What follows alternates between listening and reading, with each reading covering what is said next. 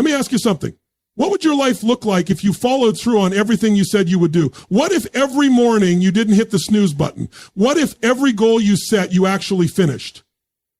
What if your standards weren't negotiable anymore? That's what this is about. Discipline. But not just discipline, unbreakable discipline. The kind of mental structure that doesn't bend when life throws chaos your way. The kind that doesn't rely on motivation or moods. This isn't about hype. It's about habits. Because people who live extraordinary lives don't do it by chance. They do it by commitment. The first thing you've got to understand is that discipline is not a gift. It's not something some people are just lucky to have. It's a skill. It's a decision.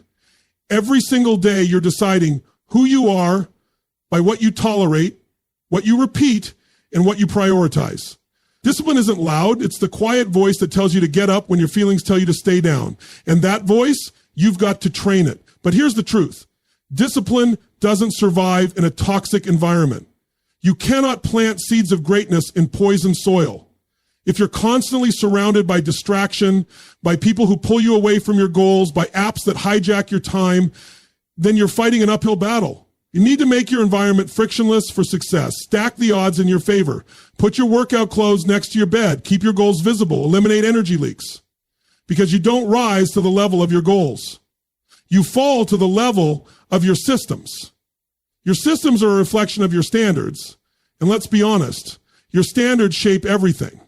You're either living by high standards or you're negotiating with mediocrity every day. High standards mean doing the right thing, especially when it's hard, especially when no one's watching, because that's when your identity is being formed. Your future self is being sculpted by the decisions you're making when it would be easy to quit. But how do you stay consistent when everything inside you wants to take a break? Emotion. People think discipline is about logic. It's not. If it was, everyone would do it. You stay consistent because your heart is on fire with something bigger than you. When you connect the action to the meaning, you stop needing motivation. You start running on mission. Attach emotion to your habits. Don't just run to burn calories. Run to become who you were born to be. Don't just read to learn. Read to feed your mind so you can lead. And listen, don't underestimate the power of small wins. You want to build discipline? Start with something you can actually complete. Win the first 10 minutes of your day. Drink the water. Make the bed. Move your body. These are not minor tasks. They are the building blocks of momentum. And once momentum kicks in, discipline becomes easier. The reps get smoother. The resistance gets weaker. But here's the final truth. If you don't have a vision, none of this will last. You will burn out. You'll feel like you're doing hard things for no reason. Discipline without direction is just punishment. But discipline fueled by purpose, that's power. That's fire. That's fuel for life. So get clear. What are you building? Who are you becoming? Why does this matter? Make it personal. Make it urgent. Make it non-negotiable. Because the minute you decide that average is no longer acceptable, the second you stop making excuses and start making progress, that's when unbreakable discipline is born. And once you've built it, nothing and no one can take it from you. Discipline is not something you're born with. It's something you choose again and again, every day, every moment, every decision. You're either building the muscle of discipline or letting it atrophy. People often make the mistake of thinking discipline is this magical trait some people are just lucky to have. But it's not luck. It's not talent. It's not even about being naturally motivated. Discipline is a decision. And the people who seem unstoppable, the ones who always follow through, they've simply made that decision more often, more consistently, and with more commitment than others. You see, most people are waiting for a feeling to push them. They want to feel like it before they act. But if you live that way, you're a slave to your moods. Discipline isn't about how you feel. It's about what you decide. And every time you follow through on something you said you'd do, even when it's uncomfortable, even when you're tired, even when no one else is holding you accountable, you cast a vote for the kind of person you want to become. That identity builds slowly, rep by rep, moment by moment. And over time, those small decisions add up. They harden into character. That's where confidence comes from. That's where power comes from. Think about it. Every time you choose short-term comfort over long-term purpose, you weaken your relationship with yourself.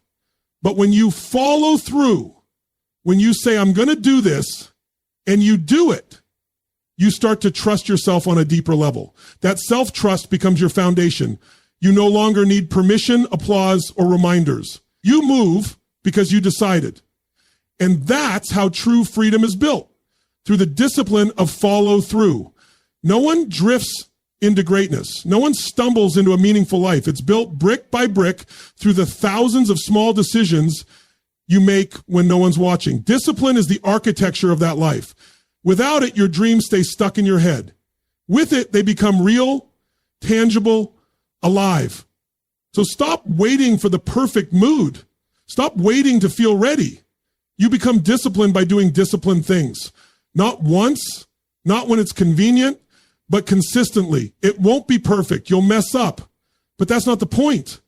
The point is to keep choosing the path that aligns with who you truly want to be.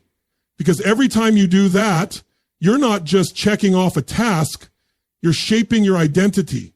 You're making the decision that says, this is who I am now. And when that decision becomes who you are, that's when discipline becomes unbreakable. The willpower is limited. It fades. It gets drained. You wake up with a full tank, and by the time life throws a few distractions, temptations, and stresses your way, that tank starts to empty. That's why relying purely on willpower is a trap. The strongest people in the world aren't the ones with the most discipline in their head. They're the ones who built discipline into their environment, because the truth is simple. Your environment will beat your willpower if the two are in conflict. If your phone is loaded with distractions, if your fridge is filled with junk, if your friends mock your goals, then every time you try to make a disciplined choice, you're fighting a war against your surroundings. That's not strength. That's sabotage. Your brain will always look for the path of least resistance. If the gym is far away, the junk food is easy to grab, and your workspace is cluttered, guess what? You're not lazy. You're human. Your environment is simply making the wrong choice feel easier. So what's the solution? Make the right choice the path of least resistance. Design a space that makes winning easy. Don't just count on being strong enough to resist temptation. Remove the temptation. If you're trying to stay focused, put your phone in another room. If you want to eat clean, don't keep snacks in the house that pull you off track. If you want to write, set up a distraction-free space where inspiration flows. Set things up so that the behavior you want becomes automatic. This is where most people miss the point. They think discipline is about pushing through struggle, but real discipline is about removing unnecessary friction. It's not about fighting harder, it's about preparing smarter. When you change what surrounds you, you change what influences you. And that means fewer battles, fewer excuses, and far more consistency. Also, people matter. If you surround yourself with individuals who normalize procrastination, excuses, or mediocrity, you'll absorb that energy. You'll pick up those habits unconsciously. But if you're around people who challenge you, who live what they preach, who raise the bar, then discipline becomes the default. You don't have to force it. You live it because it's the standard in the room. At the end of the day, you can have the strongest intentions in the world, but if your environment keeps pulling you back, those intentions won't last. So don't just work on yourself, work on what's around you. Discipline doesn't live in isolation. It lives in the systems, the people, the spaces that either align with your goals or destroy them. Choose wisely. Build intentionally. Because your environment will either hold you back or pull you forward. Your standards are the invisible force behind every result in your life. What you accept is what you get. What you tolerate becomes your reality. Most people think discipline starts with motivation, but it actually starts with standards. The line you draw in the sand that says, this is who I am, and this is what I will no longer accept. When your standards are low, you don't even need to fail. Your life will quietly drift into mediocrity.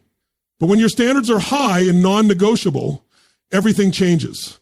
There's a powerful shift that happens when you stop treating discipline as something you try and start treating it as something you live. You begin to realize that how you do anything is how you do everything. If you cut corners in one area, it starts to bleed into other areas. If you're okay with being inconsistent in the small things, eventually you'll be inconsistent when it matters most. So raising your standards isn't about being perfect. It's about refusing to break promises to yourself even when no one else sees it. The people who achieve at the highest level don't do so because they're always motivated. They do it because their standards won't allow them to settle. It's not about pushing harder. It's about accepting less nonsense from yourself. You stop negotiating with your goals. You stop giving yourself the option to quit. You don't miss the workout, not because it's easy, but because missing it is simply not who you are anymore. Every time you raise your standards, you redefine your identity. You're saying to the world and to yourself, I no longer operate at that level. I've upgraded. And once you believe that, your actions follow. Discipline becomes less about struggle and more about alignment. You're not fighting yourself, you're becoming yourself. But here's the real power. When your standards shift, so do your expectations. Not just for yourself, but for what you allow into your life. You stop allowing toxic energy. You stop surrounding yourself with people who drain you. You stop settling for good enough. And the universe has a way of meeting you at the level you demand, not the level you wish for. So if you keep accepting less than you deserve, you'll keep getting it. So ask yourself, what are you currently tolerating that's keeping you stuck? What low standard have you made comfortable? Because nothing will change until you raise that standard and make it non-negotiable. Discipline is born in that moment. The moment you say no more and mean it. The moment you stop hoping for change and start demanding it from yourself. That's when everything begins to shift. That's when discipline becomes part of who you are. Not because it's easy, but because it's the only level you're willing to live at anymore. People think that if they just understand the logic behind discipline, they'll suddenly be consistent. But discipline isn't born from logic. It's born from emotion. It doesn't come from what makes sense. It comes from what matters. Because at the end of the day, we don't take action based on what we know. We take action based on what we feel.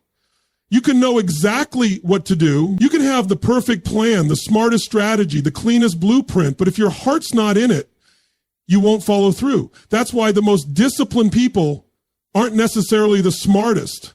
They're the ones who are emotionally connected to why they do what they do. They've tied their habits to something deeper, something personal. It's not about checking off tasks or grinding for the sake of grinding. It's about who they're becoming, what their future demands, and what it costs if they don't show up. That emotional connection creates fire. It gives purpose to the process and meaning to the pain. Think about it. When you've ever truly followed through, in the gym, in business, in life, it wasn't just because it made sense. It was because it meant something. Maybe it was to prove to yourself you could do it. Maybe it was to show your family what's possible. Maybe it was to break a cycle that's haunted your bloodline. Whatever it was, it had emotion behind it. That's the fuel most people ignore. They look for motivation and forget to look inward. So if you're struggling with discipline, stop asking what you need to do. Start asking why you must do it. Why does it matter? What's at stake if you don't change? Who will suffer if you stay stuck? Who will rise if you finally break through? Get emotional about it. Feel the pain of staying where you are. Visualize the cost of living beneath your potential. Let it sting. Let it burn. Then use that burn to build something real. When you find a reason that moves you emotionally, discipline stops feeling like a chore. It starts feeling like a responsibility. You don't need to hype yourself up every day. The meaning does that for you. The vision takes over. Your heart leads and your habits follow. So don't chase discipline with your head. Connect with your heart. The mind will always find excuses. The heart finds a way. And when you build that bridge between what you do and why it matters, You don't have to force discipline anymore. It flows. It becomes a natural extension of who you are, driven by purpose, powered by emotion, and aligned with your highest self. One of the greatest lies people believe is that massive change comes from massive action alone. But in reality, it's the small, consistent wins, the little daily choices that build the muscle of discipline over time. Micro wins might seem insignificant in the moment, but they are the foundation of unbreakable self-control. Every time you do something small that aligns with who you want to become, you're not just checking off a box. You're casting a vote for your future identity. Waking up on time, making your bed, saying no to distractions, finishing that last set at the gym, sticking to your plan even when no one's watching. Those are the victories that matter, not because they look impressive to the world, but because they prove something to you. They reinforce the belief that you are someone who follows through. They build internal certainty. And once that certainty grows, so does your discipline. The truth is, momentum doesn't come from doing everything perfectly. It comes from just getting one thing right and then stacking another on top of it. You don't need to overhaul your life overnight. You need to win the moment you're in. And when you start collecting wins, no matter how small, you begin to shift your self-image. You stop seeing yourself as someone who starts and stops. You start seeing yourself as someone who finishes, someone who keeps promises, someone who doesn't wait to feel ready but acts regardless of emotion. That's the power of repetition. Every rep counts. Discipline is a muscle. And like any muscle, it doesn't grow by doing something once. It grows by doing it consistently, especially when you don't feel like it. That's when it matters most.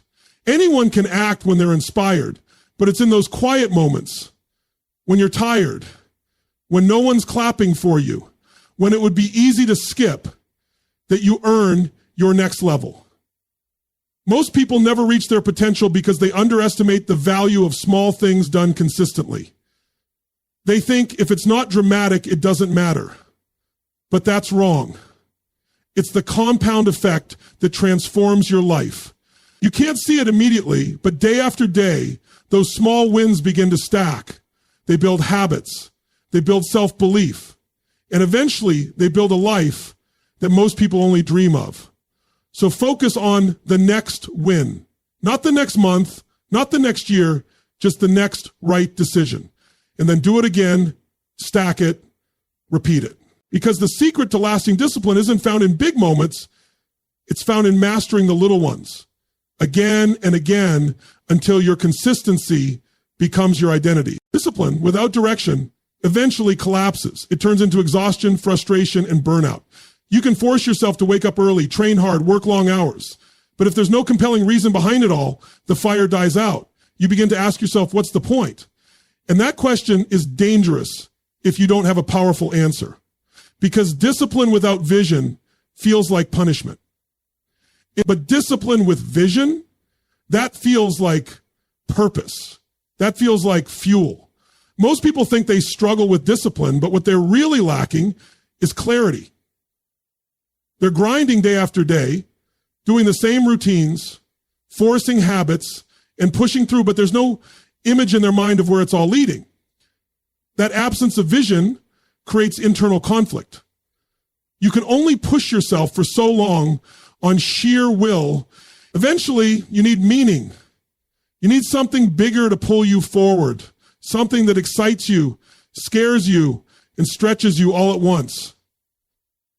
Vision gives your discipline a direction. It transforms I have to into I choose to. Suddenly, you're not working out just to work out. You're training for the future version of yourself. You're not saving money just to save. You're building freedom. You're not waking up early because someone told you to. You're doing it because your mission demands it. That kind of alignment makes discipline feel less like a struggle and more like a statement.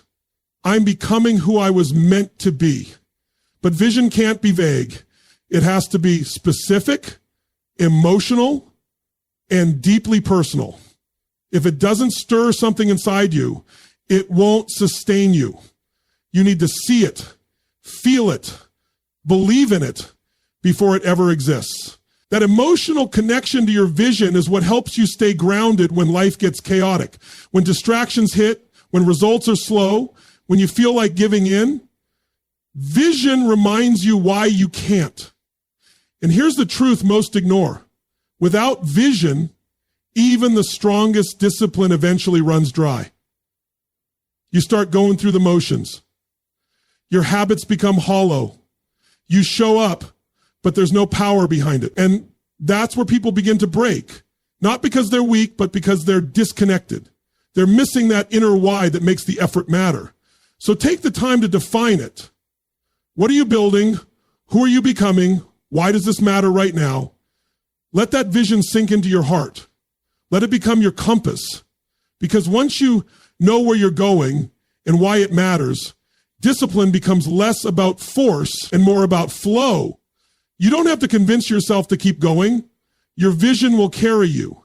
And in that state, discipline is no longer a grind. It becomes a gift, a pathway to something greater, something real, something yours